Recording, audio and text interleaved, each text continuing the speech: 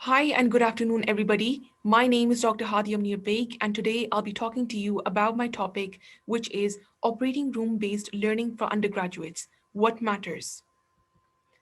Surgical training, being the most important part of the medical school curriculum, has remained a traditional focus of attention. The operating room is the most versatile and unique learning environment that focuses almost all of the learning forms. The operating room offers students to experience real life cases that they once only used to read in textbooks.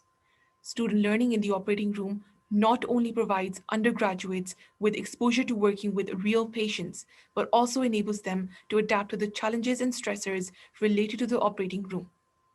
Most importantly, this setting enhances the learning experience, promotes independent thinking and learning, and facilitates retaining clinical knowledge for an improved exam performance.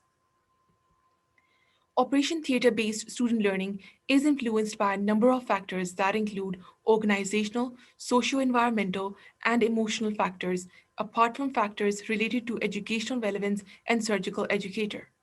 Although a number of studies have individually examined the role of various factors in the operating room based student learning, their relative importance and influence remain partially explored. Moreover, the quality of evidence to substantiate these aspects still remains contextual with low external validity and generalizability. Similarly, the student and faculty perspectives about these factors are still relatively unexplored. Identification of the value of these factors influencing operating room based student learning remains a high research priority in order to design future structured clinical encounters within the operating room for a more meaningful and enriched learning experience. Now, following ethical approval from the local institutional review, a board study was conducted between April to June 2020, consisting of three phases, which have been summarized in this flowchart in Figure 1. In Phase 1, following the PRISMA flowchart shown here in Figure 2, the literature search was done through PubMed, ERIC, and Google Scholar. 1,580 papers were identified in the literature search, 342 were excluded for duplication, and 1,238 articles were assessed for pertinence. 68 articles were initially selected, of which 52 were included in the literature review. Only full text English language papers were selected. Studies that were not related to the topic were not included. Thematic analysis and review were performed to identify the factors influencing operating room based student learning. In Phase 2, modified Delphi technique was used for analyzing the relative importance of identified factors from the literature review. In Phase 3, the guidelines were developed and their content validity and clarity were assessed through expert validation. Now, modified Delphi technique is a composite of qualitative and quantitative methodology and is especially useful in discovering the meaning that people give to events they experience. Based on the Phase 1 literature review items, a Delphi questionnaire was developed for rounds 1 and 2 for both students and teachers. The Delphi technique involved both qualitative and quantitative components, as mentioned previously. The quantitative component sought the participants' opinions on a Likert scale for measuring the relative value of the factors influencing students' operating room based learning. While taking a sample, purposive sampling technique was used because of the specific nature of the research question. The consensus would be considered achieved once 70% of the participants agree on an issue. The qualitative methodology allowed for an insider view of the participants under study.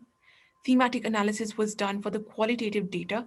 Data analysis was done manually, and quality assurance was established through the maintenance of credibility, dependability, transferability, and conformability. In the Delphi study, participants included surgical teachers with extensive medical education experience and medical students who had attended the surgical rotations. 14 faculty members and 15 students participated in this modified Delphi study. In this study, the students and faculty members were purposefully sampled to generate high quality debate and opinion so that a meaningful scientific discussion could take place. Participants from the following universities were included for a diversity of opinion: Confidentiality was maintained, and participants' names were not used during any step. They were given codes for their identity and analysis purposes.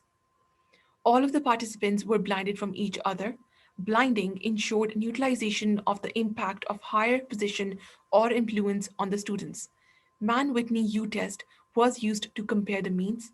Frequencies and percentages were counted. Interquartile ranges were calculated as appropriate. Inter-rater reliability was judged through intra-class coefficient as appropriate. Content validity index was measured. Now, looking at the results, let's talk about the quantitative component first. The participants evaluated the relative importance of factors identified from the literature review through the questionnaires of Delphi round 1 and 2. The importance was scored on a scale of 0 to 10. The factors affecting students' operating room based learning discussed here in the study have been rated as either quite important or highly important. None were rated unimportant. The factors have been prioritized based on scoring across 2 rounds of the Delphi technique. The inter-rater reliability measured through intra-class coefficient has been estimated to be 0.89, which is 95% confidence interval, which is a strong inter-rater consensus.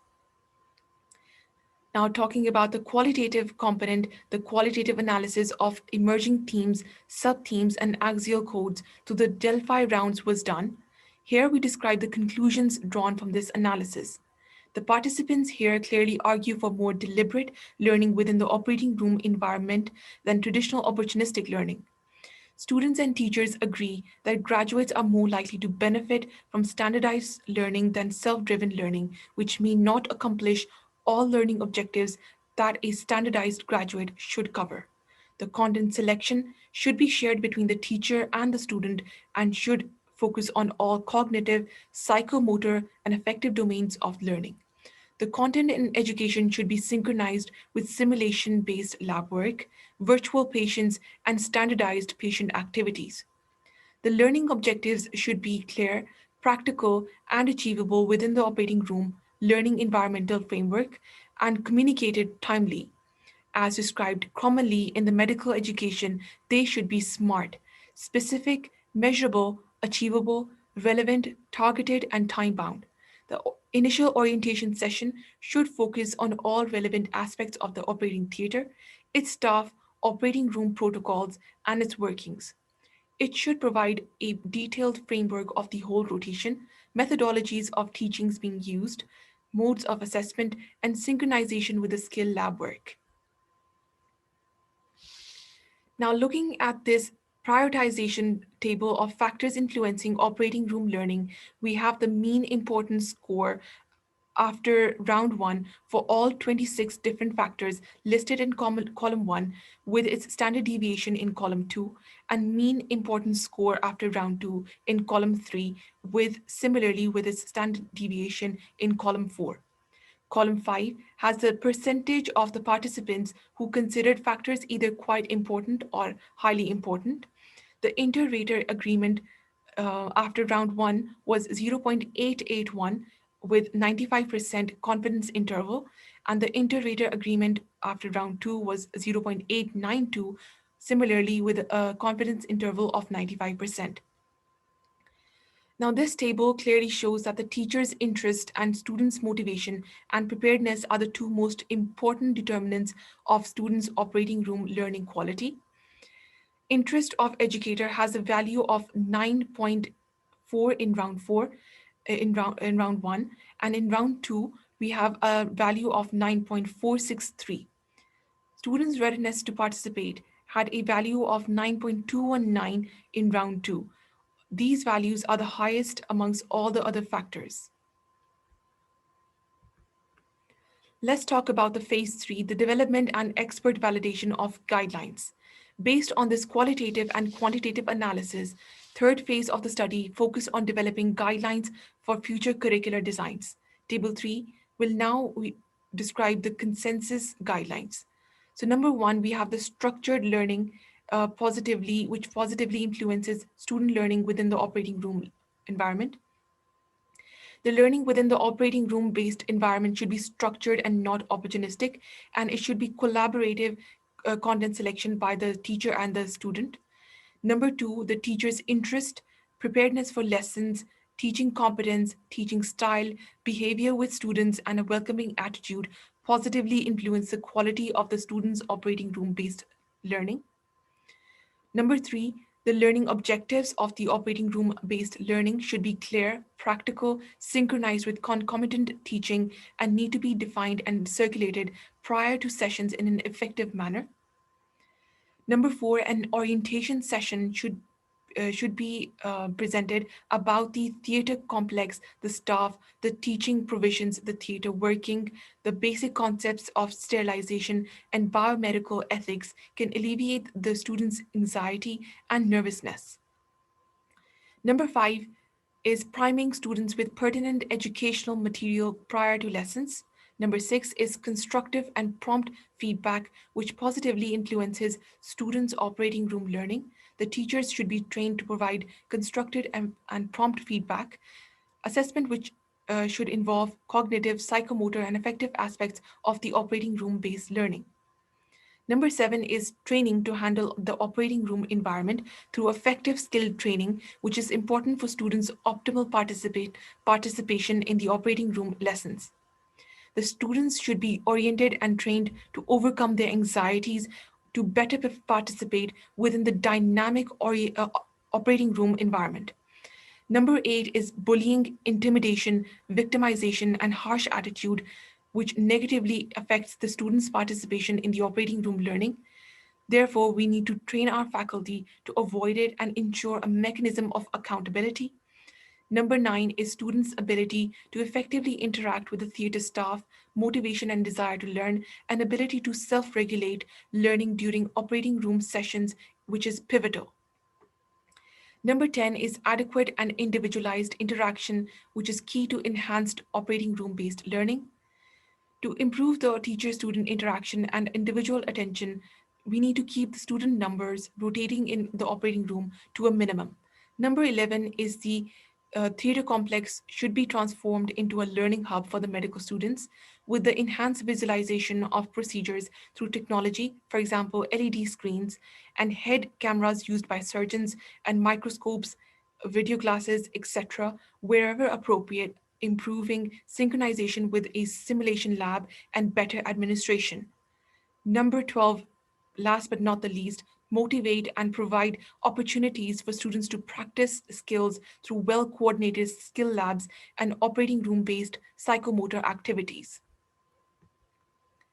Now, figure 2 depicts a schematic model of interplay of stakeholders and factors affecting quality of operating room based learning. The primary responsibility for any educational experience in the operating room lies on the administrating teacher who is involved in the student centered lesson planning, content selection, and administration, which hinges on the quality of the trained faculty and administrative support.